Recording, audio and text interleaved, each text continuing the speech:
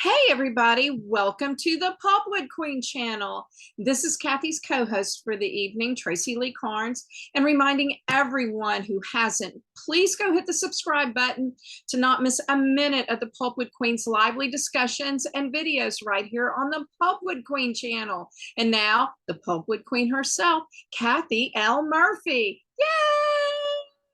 Thank you so much, Tracy. In fact, last Sunday, Tracy Carnes and I watched together My Name is Khan, which stars Shah Rukh Khan and Kajol.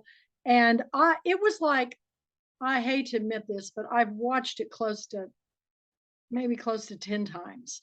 But every time I watch it, I'm so emotionally caught up in the story, it takes me days to recover. And then I watched it with Tracy, and I found that it even affected me even more watching it with somebody. So I encourage all of you to grab your friends or family and sit down and watch this movie together. And then you can have a discussion because it ties in so well to what happened on 9/11. And for those that don't remember, I can tell you exactly when it happened because I was doing my first haircut in my Beauty in the Book, and I was cutting Dr. Carol Harrell's hair when the phone rang. And it was my friend who was the secretary for International Paper, which was the big pulpwood plant. And she goes, Kathy, turn on the news. Somebody has bombed the World Trade Center. And I just shook because before I opened Beauty in the Book, I was a book publisher's rep, and I used to go to New York City and go to sales conferences for about 3 weeks. And one of the sales conferences I go to was 3 days, and it was at the top of the World Trade Center. I went there for Sterling Publishing and all their imprints, including Windows on the World, the wine course, and everything. And I remember looking out the window and watching snowflakes falling as big as dinner plates. And then when I went down to the bottom, to the very bottom, because you get on these elevator banks, they're as big as an auditorium. I swear they're huge. I got to the bottom, and when I walked out, it was raining. It's like three different climates as Yeah, you go up. And what's amazing is the Statue of Liberty was just a little, it was just this big, in the windows. It's crazy. and I shook because I thought, I am now, after I learned what happened after the haircut, I went upstairs to watch it. I've only watched it one time and then in this film, the times it shows in this film, because I thought I was in now what is airspace. I mean, even the helicopter pads on the skyscrapers below, the helicopters were tiny as ants. And you couldn't even see the people on the ground. They were just dots. So the fact that I had been there for all those seasons of sales conferences, it was upsetting. Then I kept thinking about all those people in that building. They said it was like mostly civilians that were affected. And then, of course, all the police and fire department and the rescue workers had horrendous life-threatening lung because they were inhaling all that dust. David Patterson was a first responder there at Ground Zero. Really?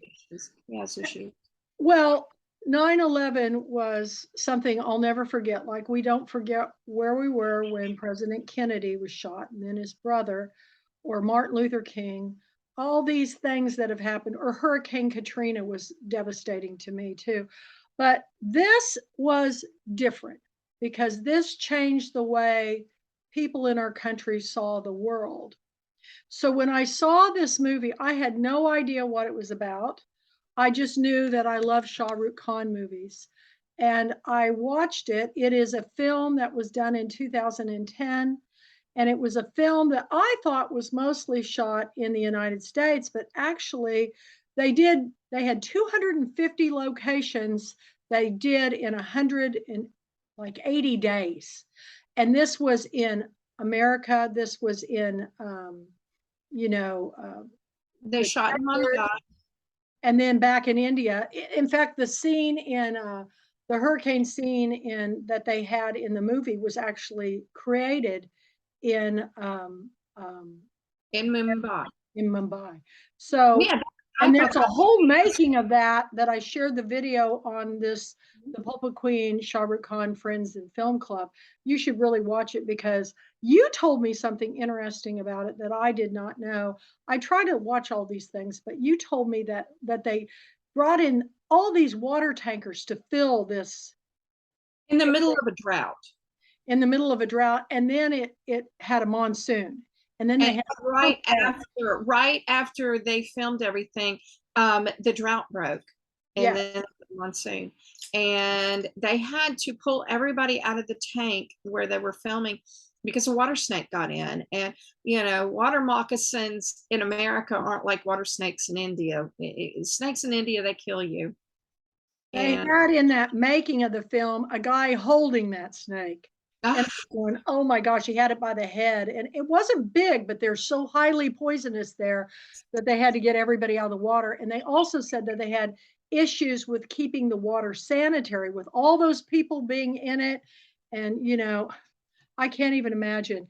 It I is can't either. the filming of this movie is an it's it's just a whole entity into itself. But Oh, the I movie, think I think any kind of movie, it has its logistics, it has its logistical nightmares. Any kind of movie is tough to film, but this one, it mainly takes place in America. Yet, most of it was shot in India, which I found interesting, a lot like Elvis. Elvis wasn't filmed in the United States, it was filmed in Australia. So you never know. And I thought, as many times as both of us have, as most of us, my dog is scooting boxes on the floor.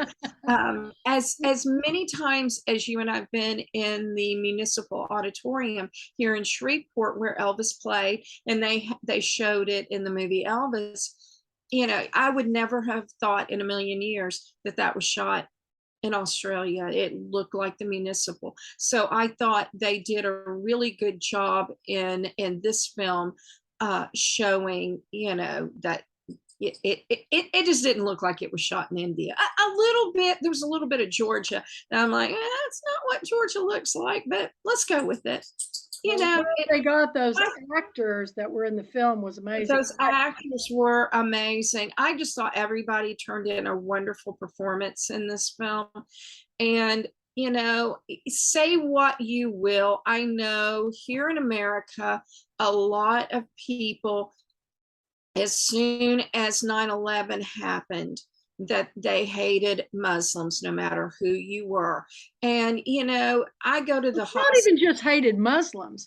I They mean, hated anybody that looked like they were. anybody that looked like, whether you were Sikh, which is not Muslim at all, they just No. had a turban on, and they were targeted. Just anybody that even just remotely looked, like they were Middle Eastern, were targets. And I, I, I I'm I'm not the smartest person in the room, but I do know that just like you don't accuse every Christian of, a small group of Christians doing something bad, you don't blame every Muslim, even though a few bad seeds did this to our country. This is just not how things work. And that was the whole point of the film, that just because you look a certain way after 9/11 does not mean that you are going to blow something up. One of the wonderful premises of this movie, which is why it makes it the perfect 9/11 movie, is the fact that the mother of this autistic man, as he's growing up, she instills in him that there are two kinds of people. There are good people and there are bad people. That's it. You can either be good or you can be bad. And he remembers that throughout his life. And he is a good person And he is just continually treated horribly in this film to be such a good person. He is just really treated, horribly because he looks Middle Eastern, even though he's not. And he's a Muslim, and and his last name is Khan, and Khan is considered a Muslim name, and he's just badly mistreated, and he has got the biggest heart of anybody out there. He wouldn't hurt a fly, and he just had so much love in his heart. And that's why this makes it the perfect 9/11 movie, is because we were so quick to judge people, so quick to judge. I want to go back to give the audience a little backstory, because I'm sure there's going to be people watching it from, all over the world and this country that, have not seen it. And the story is about a small boy who has this incredible mother who recognizes she doesn't know what's wrong with her son, but she knows that he's highly intelligent. He just doesn't express it the way most, she goes, he can fix anything. And she hears about a man that is quite brilliant, and she takes her son to him and she said, I want you to teach my son, everything you know. And he goes, no. And he goes, I'm not. And she goes, but you don't understand. There's something, she doesn't know how to explain it to him, but he's very smart. And so she just asks him a couple of questions, and he's like an encyclopedia. He can just, he's got Asperger's, and it's a form of, his focus is he can just hone in on things and just figure things out. But on regular communication and emotions, he has no way of expressing them. So he has a younger brother is born too. And the younger brother, as they grow up, he goes off to college. And of course, Rizwan does not get to go because he's different. And he takes a job in the United States with it looks like probably a Hindi beauty company, and in San Francisco. And then I'm not going to give any spoilers away, but his older brother is brought to the United States because he comes to live with him, and he gets him a job as a beauty supply representative. Well, being a person that's spent most of my life putting myself through school doing hair, I love to see non-stereotypical hairdressers portrayed with intelligence. And he takes on this very seriously. It's a good product, and he's going to tell everybody, but he's also, and he tested on himself. He tested all, which is hilarious. But he is also very truthful. He has no filters. He can only say, she said, oh, so this is going to make me look young and beautiful. And he goes, no, it will not. It'll make your skin glow, but no, that's not. I just laugh so hard. And he can't say a lie. He just cannot lie. He tells the truth in everything. So he ends up going to this salon, and there's several things that happen on the way, but this woman who works in the salon, he takes one look at her and he falls instantly in love. And she's also from India, but she's Hindi. And we find out that she was in an arranged marriage. It was not a good marriage. Her husband was abusive. And so she left with her son. She's raising him on her own. She's put herself through beauty school, and she's working, and they become friends, but he's in love with her. And their love story this is a movie about love. Their love story is so precious. And so it tears me up every time, because I think if all couples could be like them in how, it's a partnership. So what happens is he marries the girl, and she has a son that adores his new stepdad. And they move into a new neighborhood. They have wonderful friends. She's in her own salon. Everything's going along just American friends. American friends. It's very diverse. And then 9/11 happens. And when 9/11 happened, I can remember exactly because I was in my shop, in my beauty shop, when this happened, and I was just devastated. And it wasn't too long after that, I saw a lot of weird things happening. Taxi cabs from Chicago, when I drive down Highway 59 to go to Marshall, would pass me.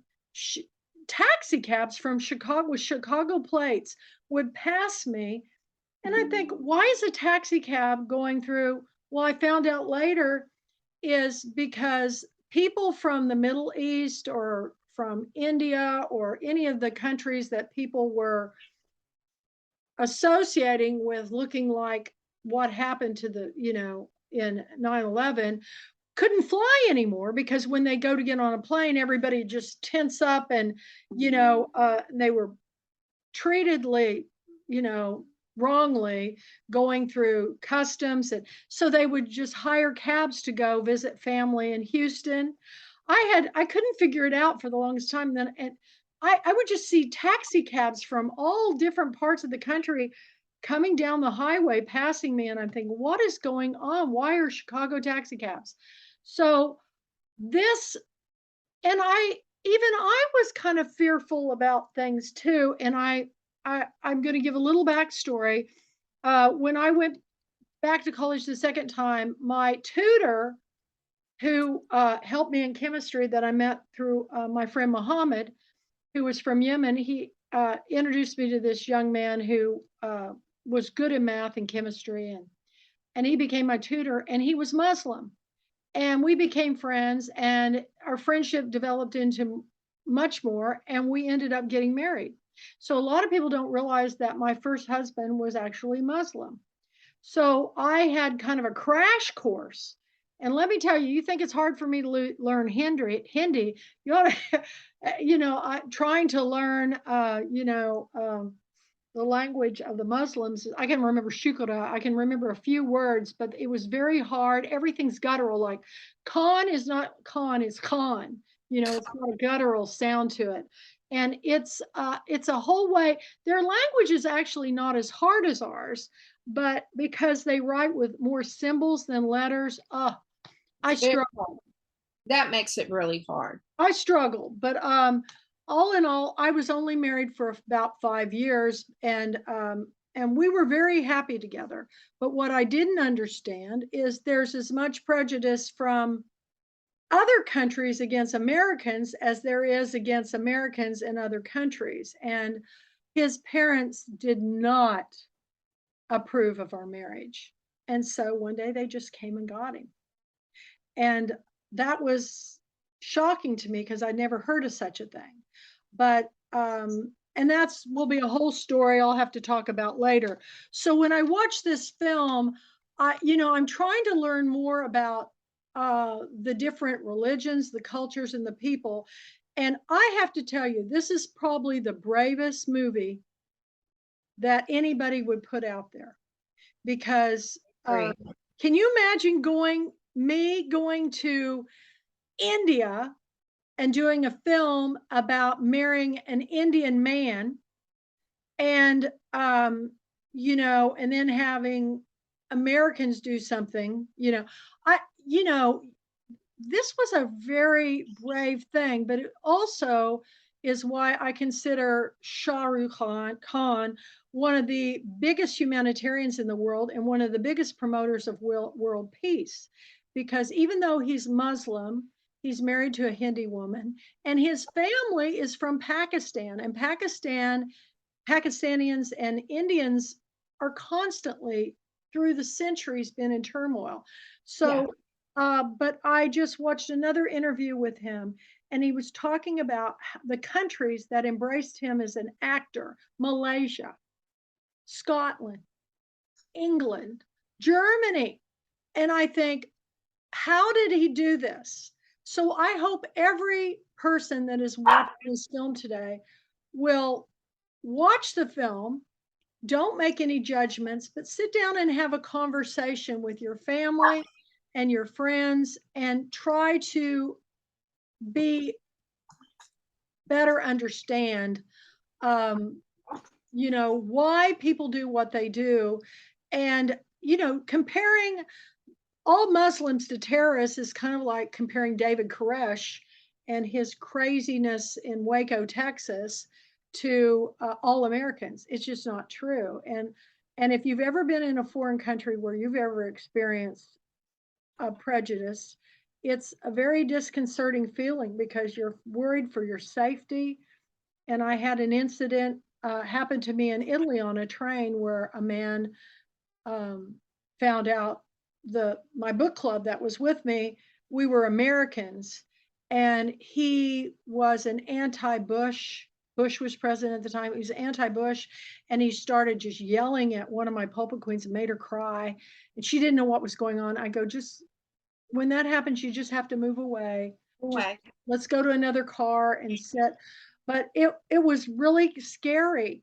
And so I can't imagine what it must be like for the little boy in this film because you know, it's hard enough for adults, but to have a child who, because of the way he looks or because of his last name, is judged for something that happened at during 9/11, it's just And first he had it's absolutely no ridiculous. part in whatsoever and didn't want to have, and felt horrible for, for those who died, And because he's American. his best friend turns against him, and it's just devastating. And I just I really I know a lot of people are thinking, why is this American woman you know, talking about Indian films? And I'm not an expert, people. I know I'm getting a lot of emails saying, you know, we don't want to hear your opinion. And I go, it's not my opinion that I wish to share. It's the fact that I want us to better understand each other.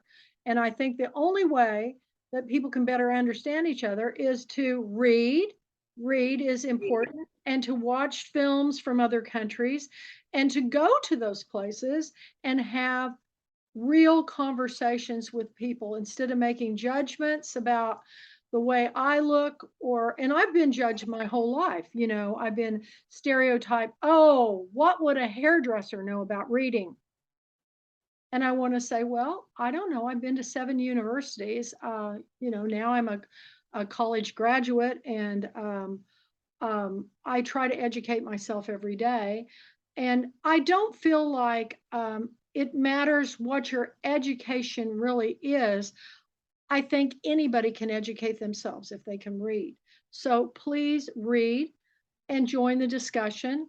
And we know that people are watching because when we watch the film RRR, which is one of the biggest blockbusters people may have never seen that's set in India, we had close to 5,000 people from India watch that discussion. So it's we're building bridges. We want to show people that yes, we have different cultures, different religions, different foods, but I love Indian food. I love I Indian love philosophy. Indian food. I love the culture. I love the people. And I was drawn to it because as an artist, it's so colorful. And the people, when I watch interviews and shows and read, the people are no matter what they have in the world, they're very loving and kind. They're kind, they're loving, and they're happy. They are a happy people. And, here in America, you know, we have so much and we have so much to be thankful for. And people think, well, I'm not part of that 1%. But you know what?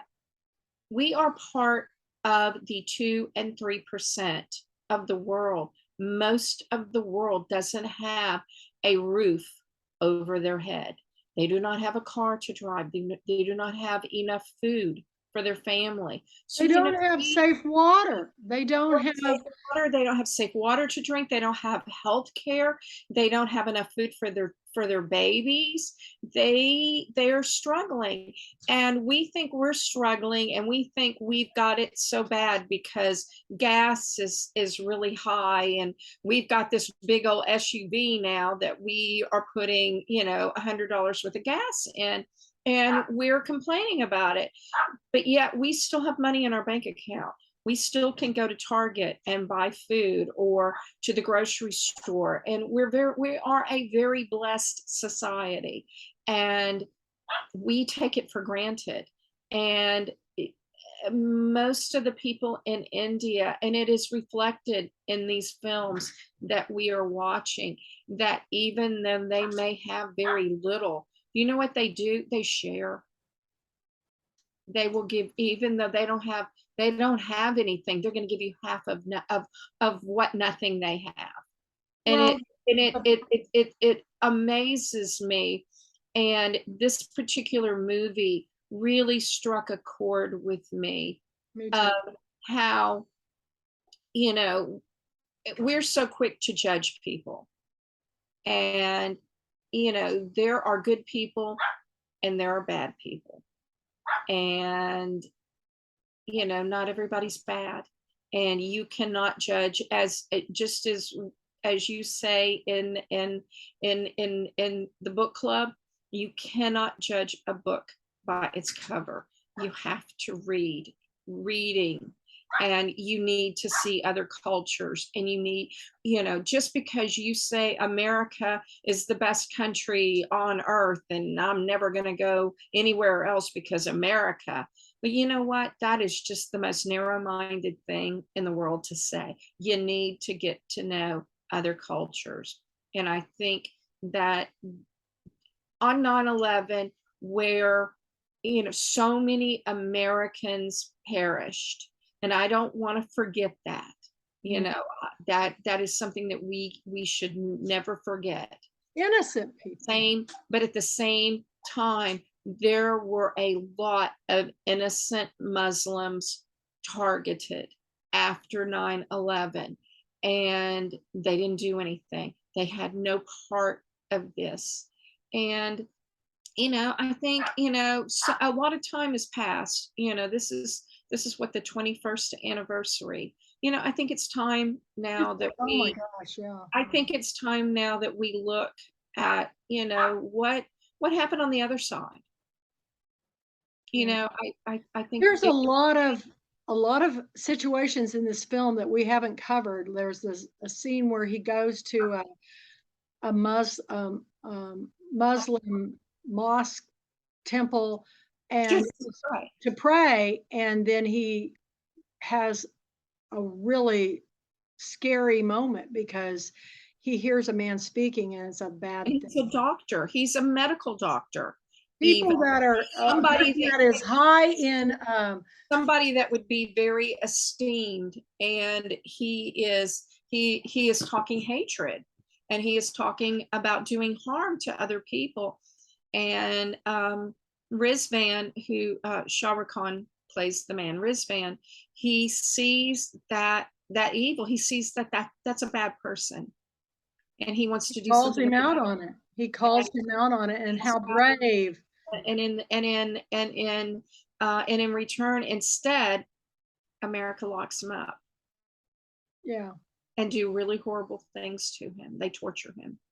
One of the interviews I saw with Shah Rukh Khan was talking about coming to America, because he comes here a lot. They have an apartment in New York, and working on both his children went to school in the United States, and one in California and one in New York.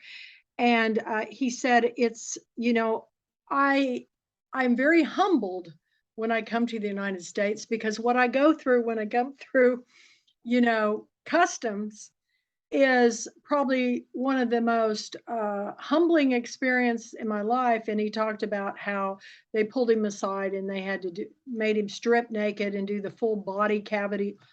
I think how horrific that would be to me as a person. And he talks about how when he got ready to leave, the two girls that were running the machine when he went through handed him copies of his scan where he's naked, and asked him to autograph it for him because they knew he was a movie star. And he's naked. And I think, oh my God, I was just thinking, if that happened to me, I would be horrified. I can't think of anything worse that could happen to you, to a person, than to go somewhere and have him strip search you.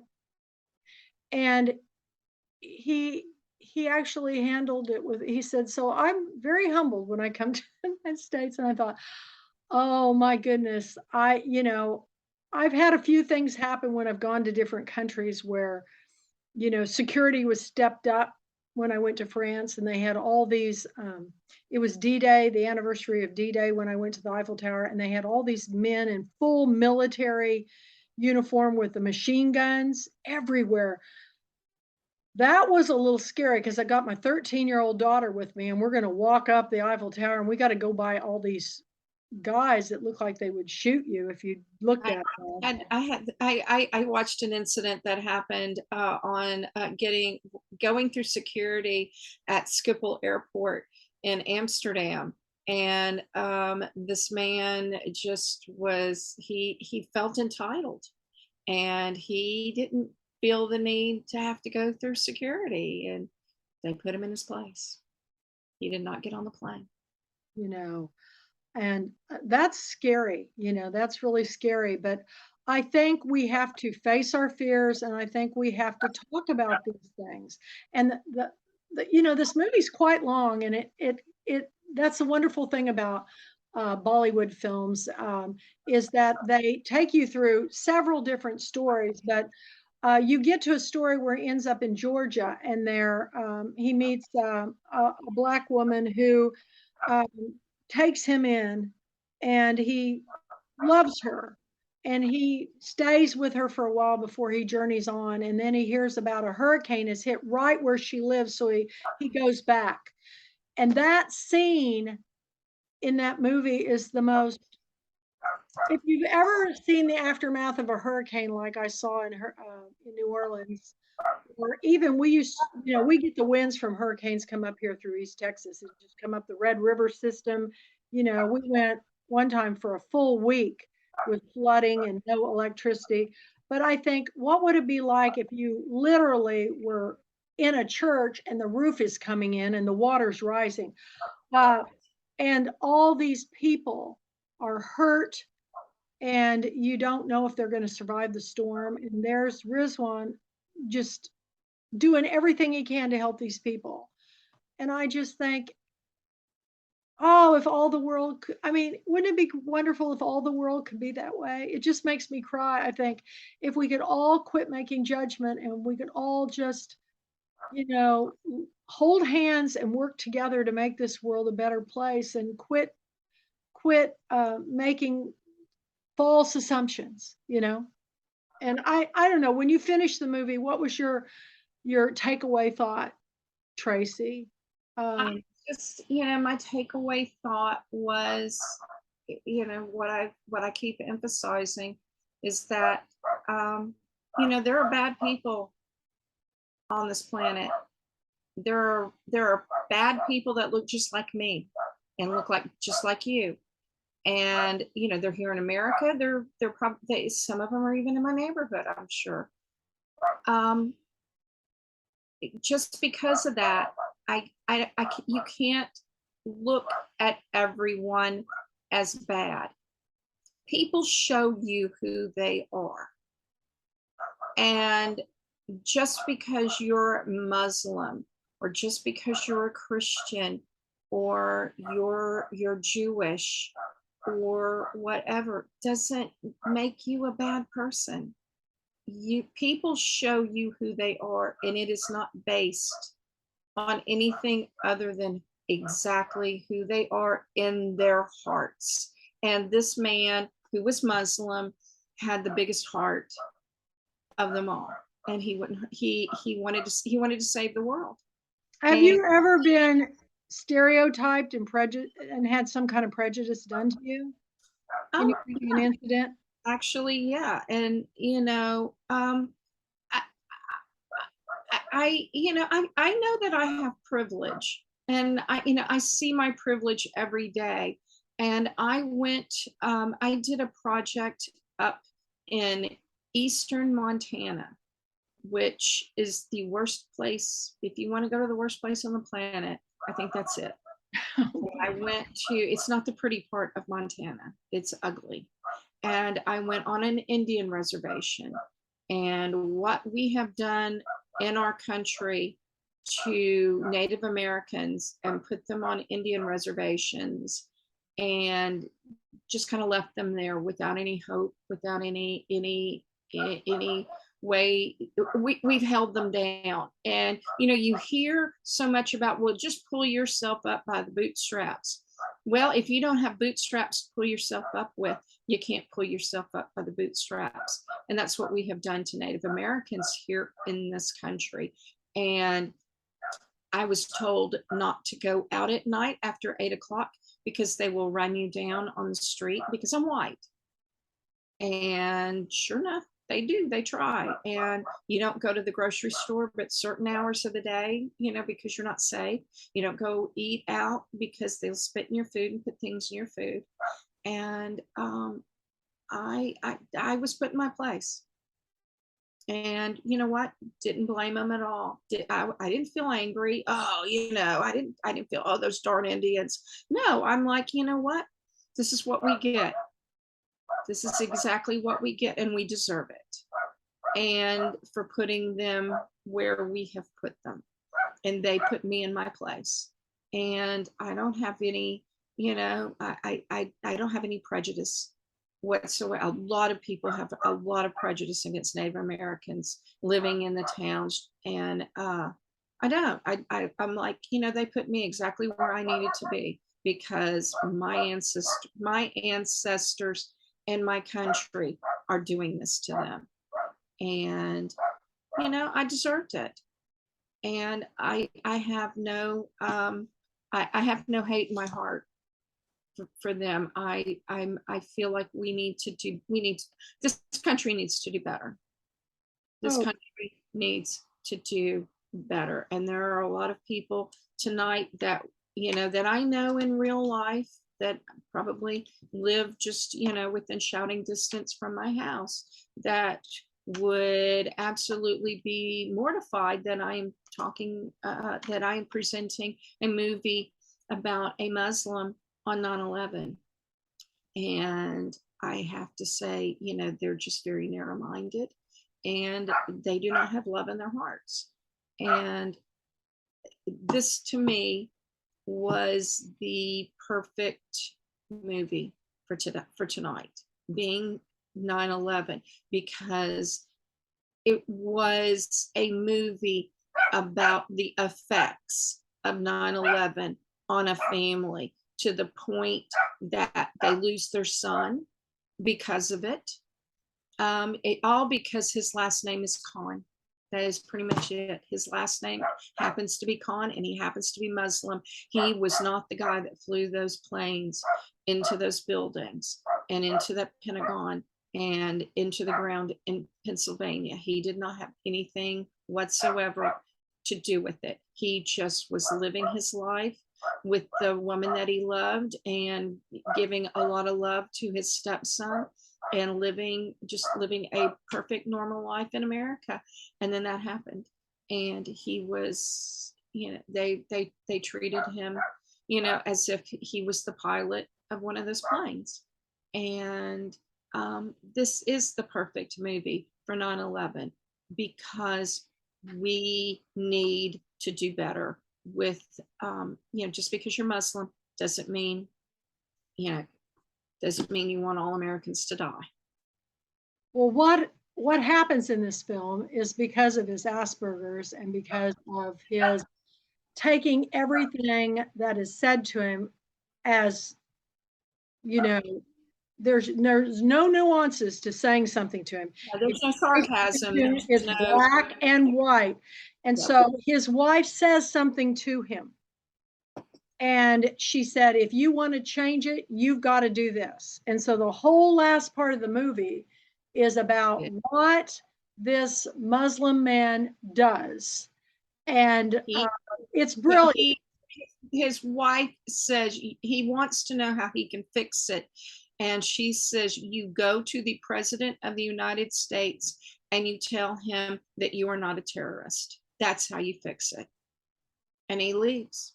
She kicks him out, and he leaves, and he goes on a quest to tell the President of the United States, which happens to be George W. Bush at the time, and he goes on years. This isn't just happening, over the course of a week or two. This is happening over years that he goes and follows the president all around the country, trying to tell him, my name is Khan and I am not a terrorist.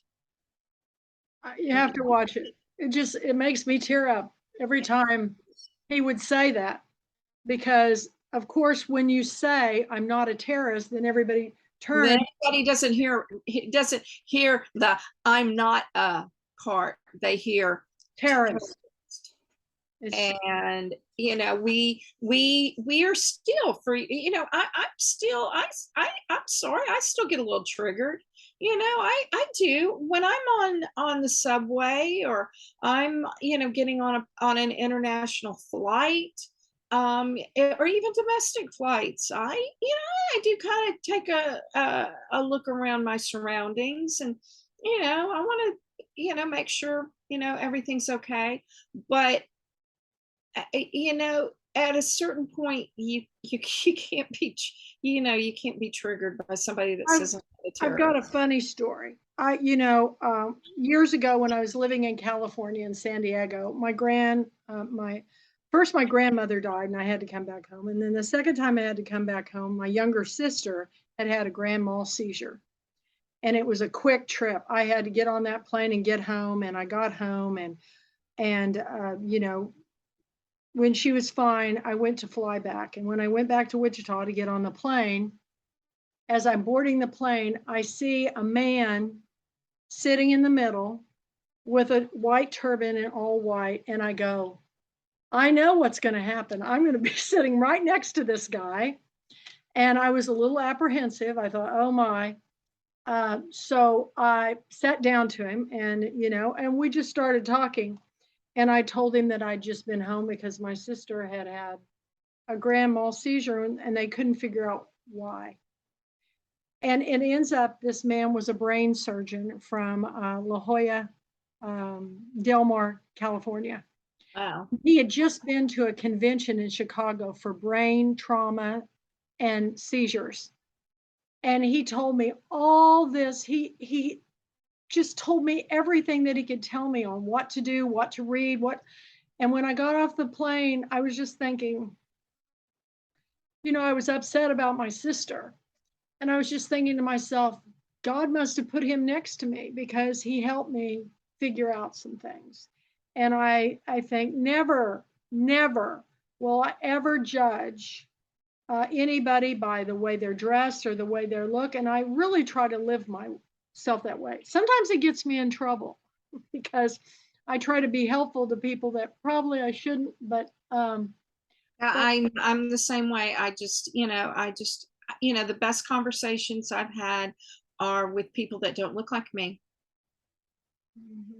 And it was really something. I'll never forget that man. He was so kind, and gave me so much information, and I thought, oh wow. And I was trying to think what year that was. I can't remember, but it was actually before 9/11. So but I was still, and I was married to a Muslim man, but he wasn't Muslim. He was Sikh. He was of a different, Yeah, I've actually I've even gone out with a Sikh. Really? Well, it's an interesting world, but I know why people tell you to stay within your own culture, stay with your own religion, it's because the fear of the unknown. But I commend Shah Rukh Khan. His wife's Hindi, his in-laws are Hindi. He's Muslim, and they asked him one time, they go, well, what about the kids? How are you raising the kids? He goes, well, they're just totally, confused and messed up there. He said, but I figure one day they'll make their own decision. And I think that's the way we should be. We inflict way too much on our children, and we inflict our prejudices. Yeah. And I've always told my children, yes, you were raised in the Methodist Church, but you make your own choices. did the best I could with what I know, and just keep reading. And I'm very proud of my children. They're very loving and accepting of all peoples and cultures. And that's probably one of the best things that I probably instilled in my children, is that they're kind and loving. And and my grandson will be the same way. He loves Bollywood films, and we watch them together. And he is, all these kids are our future, so let's lead the way by example, and share this movie. Everybody should watch it every year, just like It's a Wonderful Life. You should watch this every 9/11, because it will put things in perspective. It reminds you that there are good people and there are bad people. And just because you look like one of the bad people doesn't mean you are. And just because you look like one of the good people doesn't mean you are either. Either. So we have to learn how to discern. And basically, it's just, reading, talking to people, being in conversation, and you figure things out. You figure out who's the good guys, who's the bad guys, and surround yourself with the givers, because this is one giving man. The bravery he did in making this movie, and Karan Johar for directing this film, and all the people involved in it. Oh, I agree. There was a lot of bravery on this, because it could have been received differently, and and it wasn't. And I think it's just an absolute, like Forrest Gump. We all love. Kind of reminds me a little bit of Forrest Gump, especially the last part of it. Forrest Gump, we love that movie because there's nothing but kindness in Forrest Gump's heart. And the same with Rizvan Khan. There is nothing but love in his heart and kindness. And, we can choose to be, we can choose to be takers, or we can choose to be givers. And I can't, I was raised to be a giver. And, if I was hungry and all I had was a peanut butter sandwich, and you came up to me and said you were hungry too, I'd probably give you my peanut butter sandwich. Absolutely.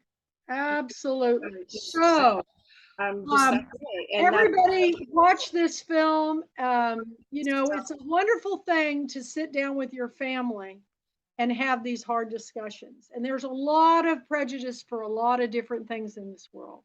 It's not even for religion or cultures. There's prejudice against people on their sexual orientation. There's lots of conversations we can have. But next month, for our Pulpwood Queen Shah Rukh Khan Friends and Fan Club, I always pronounce this wrong. I had my friend that's from India trying to help me with my pronunciations on different words, but Swades, SWADES, it means we the people. That will be our next pick. And it's about an Indian young man who goes to the United States to work for the NASA space system. And then he has a calling to go back home. And it's a story about your country and where you're from. No matter where you're from, you want to take pride in where you were raised and your people, and give back to your own. And this movie is one where he was educated in the United States, and he goes to work in the United States, but he goes back home to look for the woman who raised him, the woman who was just like his mother. And she was getting up in age, and he realized that he lost his parents when he was in college, and he was so in grief that he forgot about her. So he goes back to get her, and something happens. And it's that movie always, if I'm in a bad mood or I feel like life has gotten too tough, I'll watch this movie. Because by the time it's done, I think, okay, if I could just be like the guy in this movie. I think I can be a happy person. So, you know, live your lives, everybody. Be happy. Love everybody. Show kindness. Build bridges. Have the conversation. And any last words, Tracy, you want to say to everybody? Just watch this movie with an open mind and an open heart. Perfect. Perfect last words. And as always, it's all about the story. So get a watch party going, get your friends going, and go to the Pulpwood Queen Shah Rukh Khan Fan and Film Club. It's up on Facebook. We do a different film once a month. This is a special showing. So the last Sunday of the month, we'll be doing Soirees. It's a wonderful film, and you can watch it on your favorite streaming service. So for now, thank you, Shah Rukh Khan, and thank you to everybody. And please subscribe. Go hit the subscribe button if you haven't already. Join the conversation. Always to learn more about my book club, which is the largest meeting and discussing book club in the world, where we bring the authors into all our conversations, go to www.thepulpwoodqueensplural.com. And I'm Kathy L. Murphy, your host. This is Tracy Carnes, who is my wonderful co-host for tonight's program. And we'll see you the last Sunday of the month. In the meantime, tomorrow, on Monday, we'll have a wonderful new author. We feature a new author every week on our blog, The Pulpwood Queen Presents. And we have Francine Rodriguez and her short stories, The Woman's Story. So join us tomorrow on the Pulpwood Queen blog. If you have any questions, go to my website. It's on the calendar of events. So thank you, everybody. And we'll see you next time. And it's all about the story. Thanks, Tracy. Thank you, Kathy. Down the road. Bye-bye. Bye.